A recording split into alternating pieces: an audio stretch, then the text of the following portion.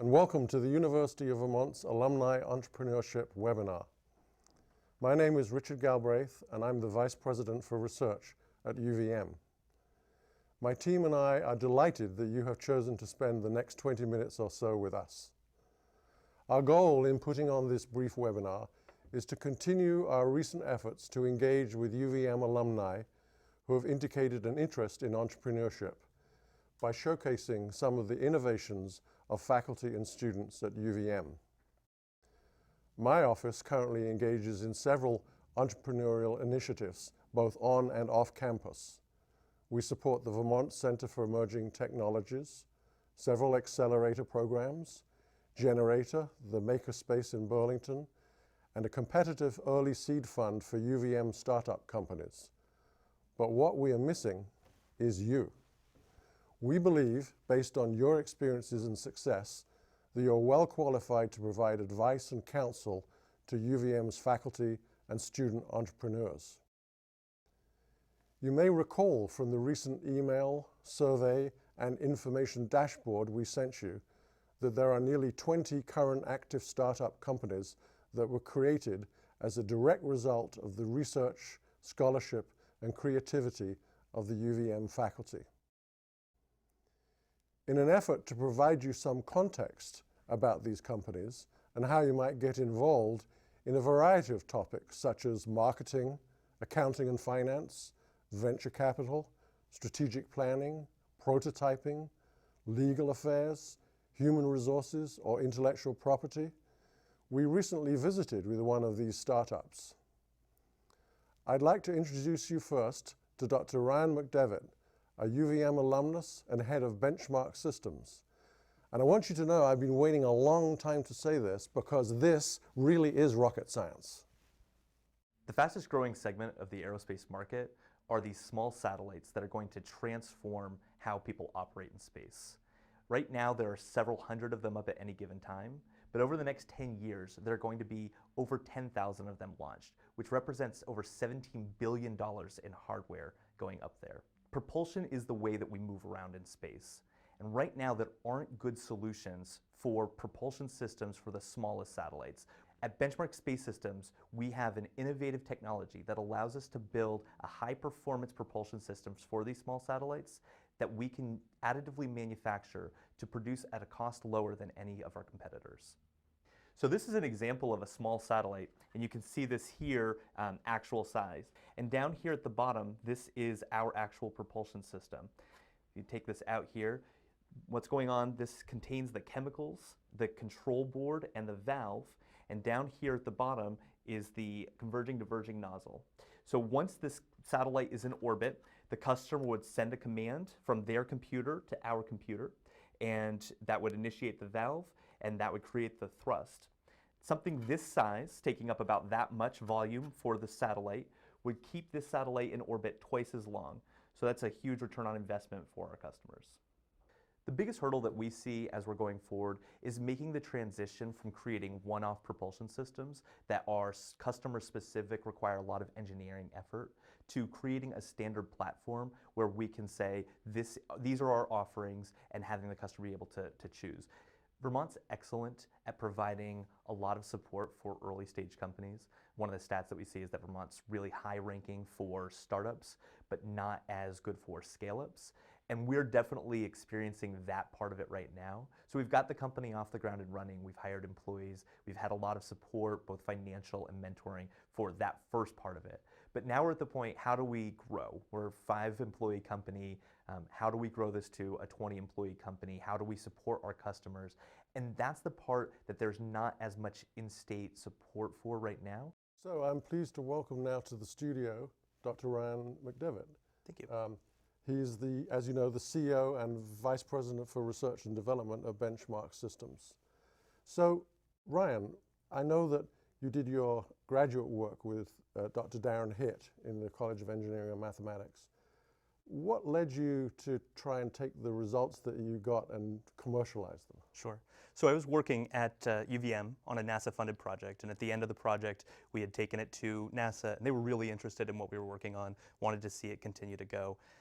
At the same time, as we had kind of gone through the process, the small satellite market that we were interested in had gone from being primarily an academic endeavor to kind of starting this whole commercial ecosystem. And we saw that the IP that we had generated as part of that project really had an opportunity to make an impact on that ecosystem. So I'm just curious, did you always have it in mind that you would like to do something entrepreneurial, or did you just take advantage of the situation that arose? Yeah, I mean, it kind of sprung out of this real opportunity that I saw to kind of get involved with it. I was really interested. I wanted to stay in Vermont, so I really was focused on how can I make aerospace happen here and the type of stuff that I wanted to do. There weren't other people doing the exact thing that I was interested in, and kind of put two and two together, and it's like, let's push this forward. Great. So obviously, as you went along, you had to go through the process of getting a patent and licensing and so on, and you worked with UVM Innovations to do that. How was that process? How did that go?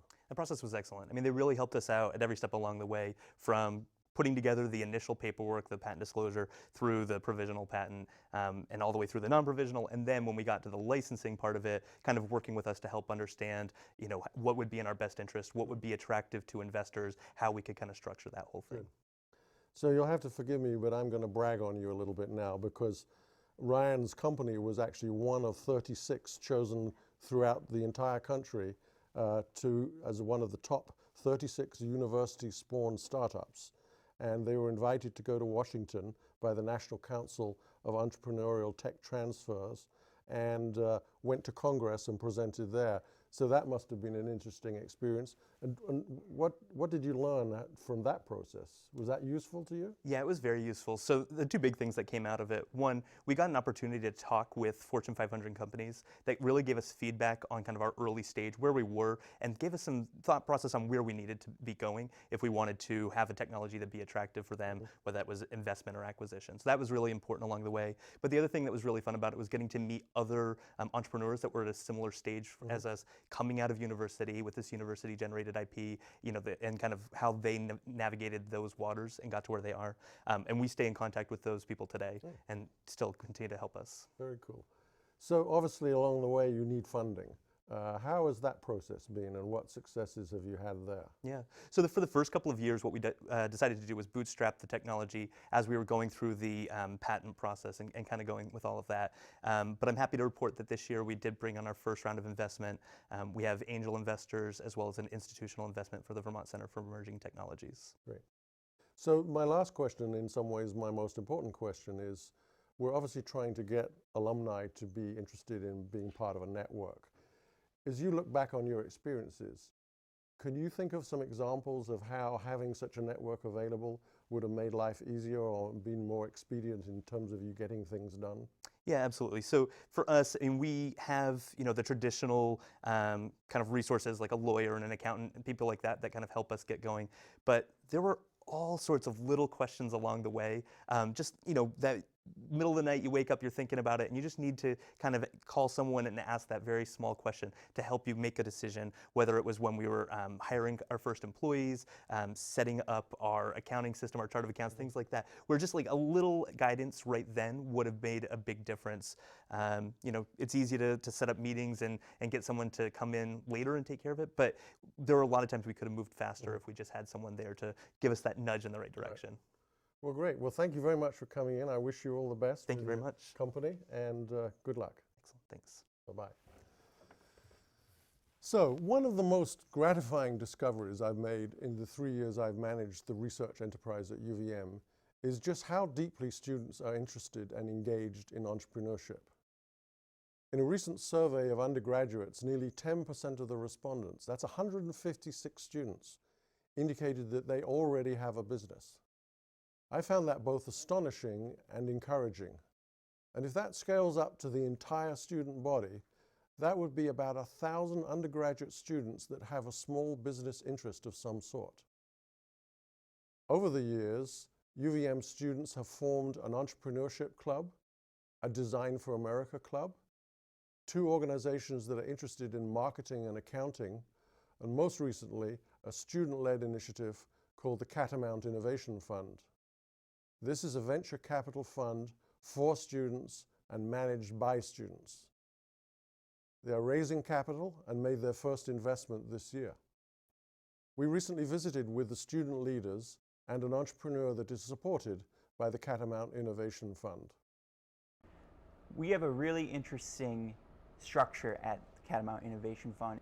We provide access to several resources including funding, workshop spaces, mentorship, and workshops with the goal of helping students develop their dorm room idea into reality. Student analysts provide consultation to the student entrepreneurs in developing their business plan. So they provide insights on anything from fundraising to marketing to developing a pitch. And so it's a really unique across-the-table collaboration. We have students on both sides of the table. I think the biggest obstacle that UVM students face is just the fear of starting and pursuing an idea and the potential of failure. And I think with the encouragement that CIF provides and the access to mentors and support and resources, we're able to overcome that barrier. The Catamount Innovation Fund does not take any equity in any company that invests in. All gifts are 100% given to the students. The Catamount Innovation Fund has multiple ways for alumni to get involved, whether it be from mentoring to supporting us with financial support or judging or teaching a workshop or a class. The ultimate goal is to provide a learning opportunity for the students, and we would love for alumni to give back so that we can foster a strong learning environment. The Catamount Innovation Fund is UVM's first student-run venture catalyst program and accelerator program in which we aim to support the entrepreneurial mindsets of the University of Vermont. One of the people you saw in that short clip was my guest here today, Jayan Karadine. He's a first-year engineering student in mechanical engineering and is the inventor of the world's first magnetic snowboard binding and has started his own company called Mag Bindings. Welcome. Thank you. So what inspired you to invent this technology in the first place? Well, for the past 5 years or so, I've been working as a snowboard instructor at a small ski resort in Pennsylvania. And I'm usually working with kids between the ages of 4 and 15 or so. And I noticed that the kids in the lower end of that spectrum, or the younger end, were really having a tough time with the standard snowboard bindings. So oftentimes I would have to go through and strap in each kid individually, which takes out a ton of time from the lesson.